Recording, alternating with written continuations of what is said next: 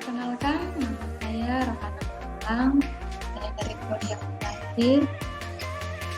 Pada slide ini saya akan mempresentasikan mengenai ekonomi mikro, yaitu mata kuliah pengantar ekonomi mikro dengan dosen pengampu Dr. Randus HPP Magister Manajemen.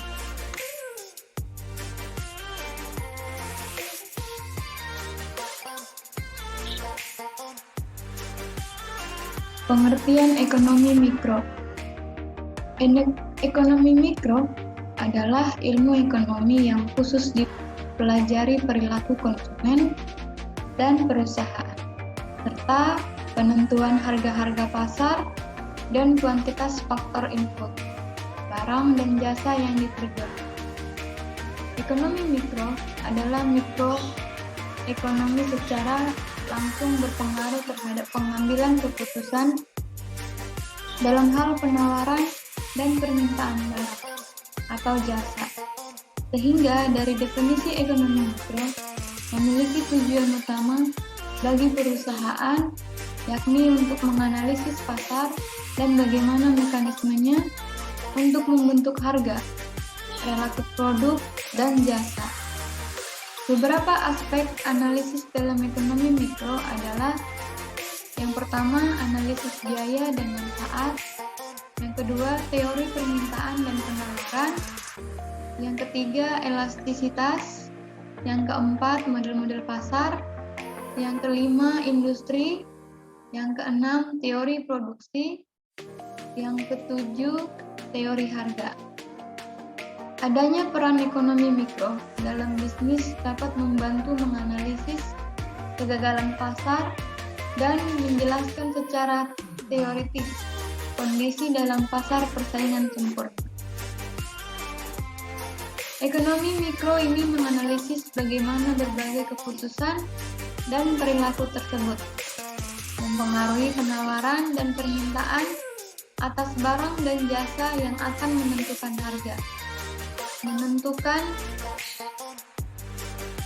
penjualan dan permintaan barang dan jasa selanjutnya. Ruang lingkup ekonomi mikro adalah konsumen dan produsen.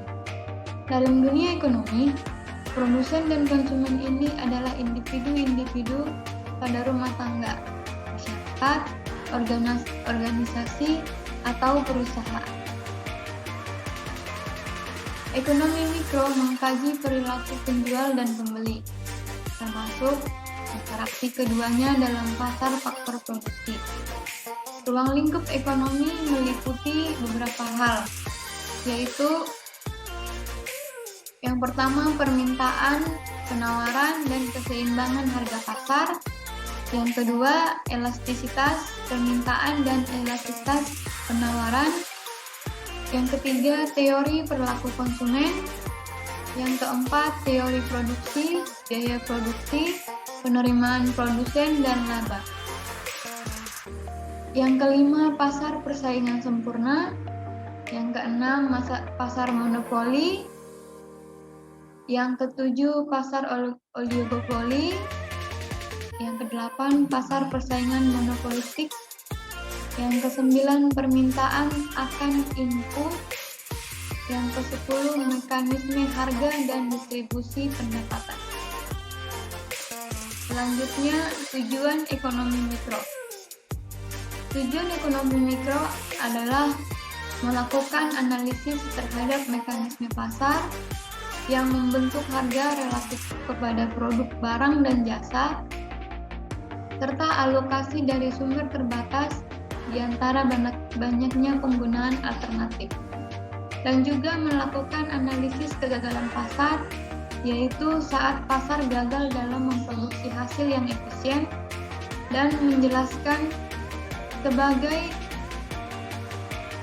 kondisi teoritis yang dibutuhkan bagi suatu pasar dan persaingan sempurna.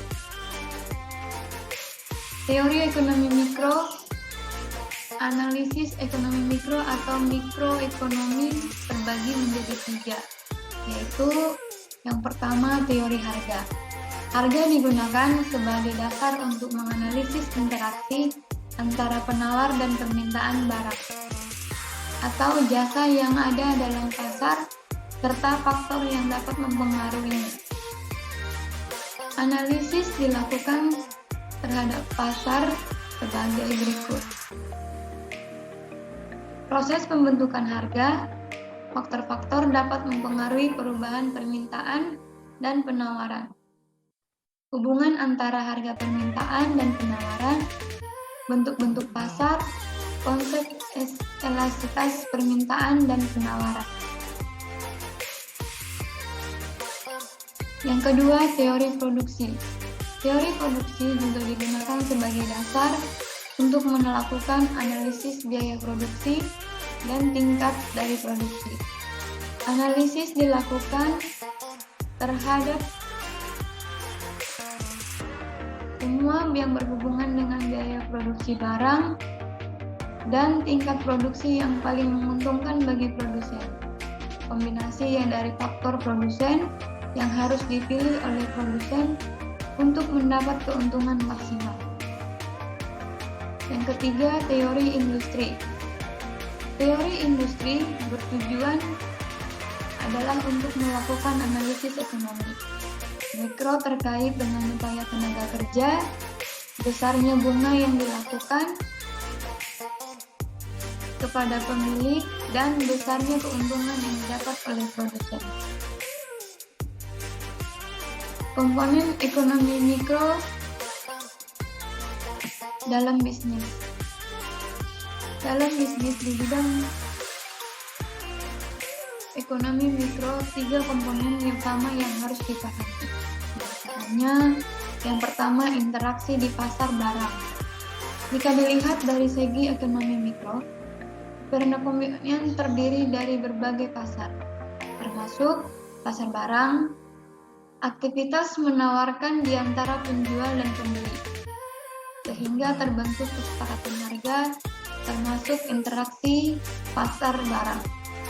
Ekonomi mikro di sini juga penting mendapatkan interaksi yang terjadi di pasar, di mana yang lebih jauh akan mempengaruhi kebijakan pengambilan keputusan terkait harga produk dalam perusahaan. Tingkah laku penjual dan pembeli. Seperti pada pengertian ekonomi mikro, sebagai teori yang mempelajari tingkah laku penjual dan pembeli, sehingga ekonomi mikro berkaitan dengan perilaku produsen, konsumen di pasar, dan tujuan pembiayaan.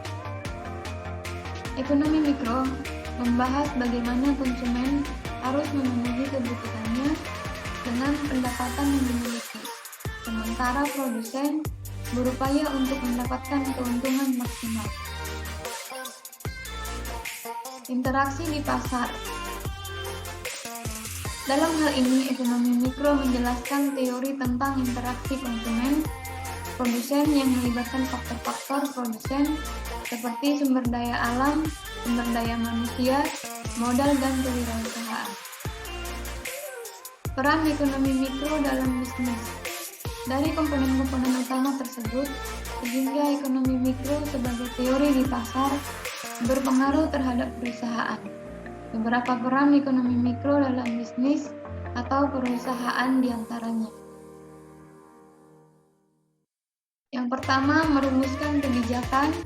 Ekonomi mikro juga bisa menjadi dasar untuk merumuskan kebijakan perusahaan terkait dengan harga dan ekonomi dan upah dalam pengelolaan sumber daya.